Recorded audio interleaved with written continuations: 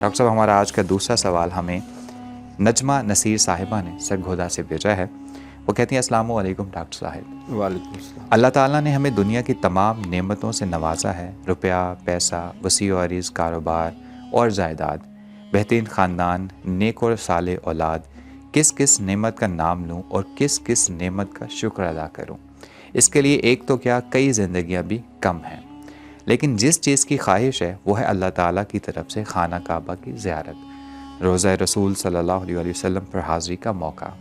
نماز، روزہ، زکوٰۃ، صدقہ و خیرات، تمام فرائض ادا کرنے کے باوجود نہ جانے اللہ کے حضور ایسی کون سی غلطی یا گناہ سرزد ہو گیا ہے کہ سب کچھ ہونے کے باوجود بلاوا نہیں آ رہا۔ آپ سے گزارش ہے کہ کوئی ایسا عمل یا دعا بتائیں کہ خانہ کعبہ اور روزہ رسول صلی اللہ علیہ وسلم کی زیارت جلد از جلد نصیب ہو جائے۔ شکریہ۔ اور اللہ کی رضا کے لیے لوگوں کے لیے ضروری ہے کہ جو راستے کی استطاعت رکھتا ہو تو وہ فریضہ حج ادا کرے۔ تو باقی پھر بھی ہماری بعض بچیوں نے کو ہے یہ مسئلہ درپیش ہو، سمجھ کہتی ہے کہ یہ بات تو درست ہے، ہمارے پاس وسائل ہیں، لیکن ہمارا شوہر جو ہے اس کے دل میں شوق نہیں، اور اس کے بغیر محرم کے بغیر جانا جو ہے وہ بڑا مشکل ہے۔ ویسے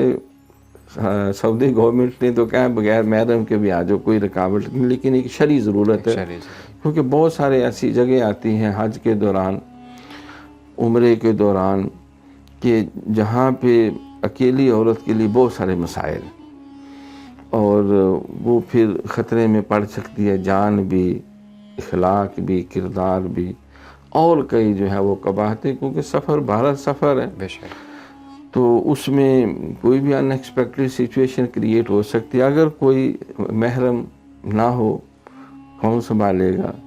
کون ہسپتالوں میں لے کے جائے، یا دیگر جو مسائل درپیش آ گئے، تو بہرحال شریعت نے جو محرم کا تصور دیا ہے اس میں بہت ساری برکتیں اور بہت ساری حکمتیں ہیں۔ تو یہ ہے کہ ان کے دل میں شوق ہوتا ہے، شوہر کو کوئی شوق نہیں۔ بچوں کو کہتے ہیں، بچے کہتے ہیں ابھی ہم یہ MBBS کر لیں، ابھی انجینئرنگ کر لیں، ابھی ہم یہ کر لیں، وہ کر لیں، تو اس صورت میں پھر دعا کریں وہ، کیونکہ شرعاً تو اس پہ فرض نہیں رہا، کیونکہ وہ اس کو وہ وسائل پورے میسر نہیں کہ محرم بھی ہو، سفر بھی جو ہے وہ بے خطر ہو، اور پھر دیگر جو صحت بھی ہو اور باقی معاملات بھی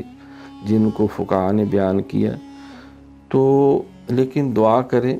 اللہ تعالیٰ کی بارگاہ میں 2 نفل حاجت کے پڑھ کے، رات کو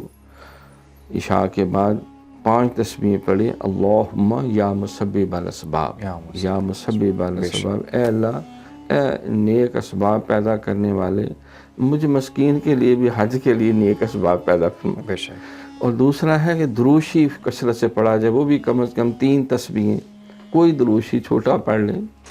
صلی اللہ علیہ وسلم، صلی اللہ علی حبیبہ محمد وآلہ وسلم، صلی اللہ علی محمد صلی اللہ علیہ وسلم، یا درود ابراہیمی، جو بھی یاد ہے۔ تو دیکھا کہ درود شریف سے سرکار کی محبت بھی پیدا ہوتی ہے، وہ پلس اگر دعا کے ساتھ درود شریف شامل ہو جائے تو وہ مستجاب ہوتی ہے، اور اس کے بہت زیادہ چانسز بڑھ جاتے ہیں۔ تو درود شریف پڑھ کے 3 تسبیحیں، وَاذْكُرُوا اللَّهَ كَثِيرًا لَعَلَّكُمْ تُفْلِحُونَ، یہ ذکر کثیر میں آتا ہے، تو اس میں پھر دعا کی جائے تو انشاءاللہ امید ہے